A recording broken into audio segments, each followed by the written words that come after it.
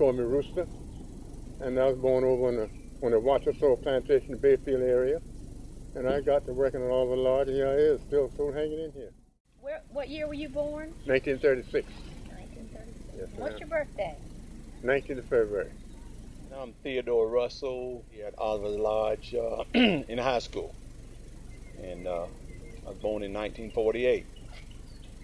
My birthday is January 16th, and since I left here and went in the military, my nickname was Big Russ, which is still Big Russ now. Nobody can figure out how you got that nickname, can they? Big Russ. They called me that in Vietnam.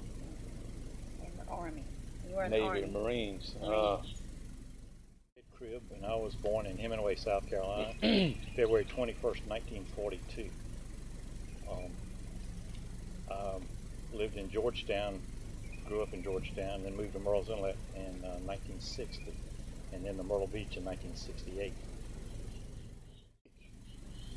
And before I went in the creek that morning, my first cousin and my mother and my aunt, we go in the creek and get the oysters and clams and crabs and sell it to different places, different people along the waterfront.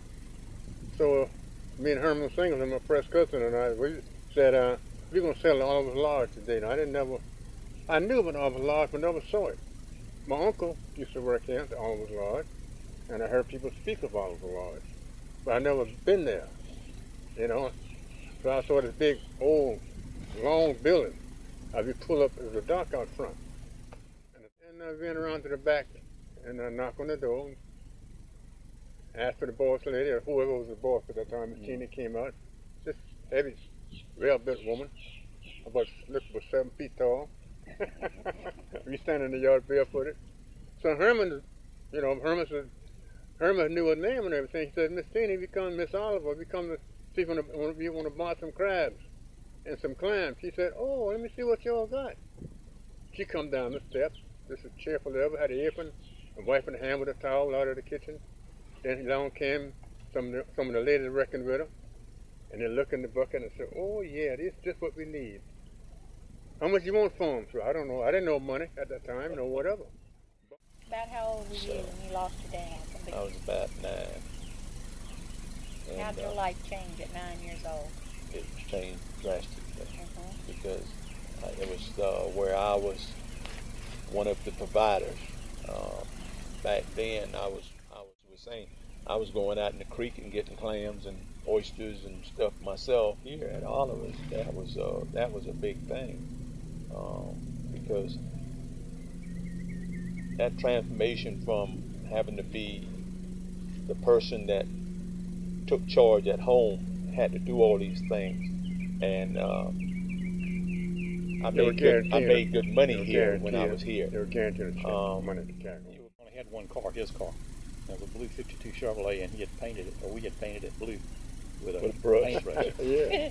But it ran good. But anyway, I was down on the beach at the castle. I'd already finished all the stuff I had to do, and I was down there talking to this girl.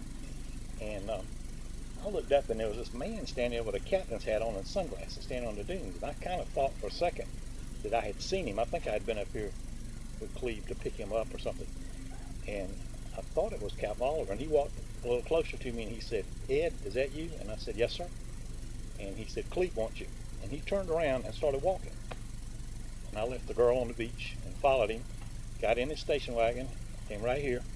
They gave me a bus band and said bus tables, and I didn't know what they were talking about because busing, to me, a bus was something that you rode on. And that's the honest truth. But anyway, they gave me a tablecloth, a white tablecloth, and I didn't know which end was up.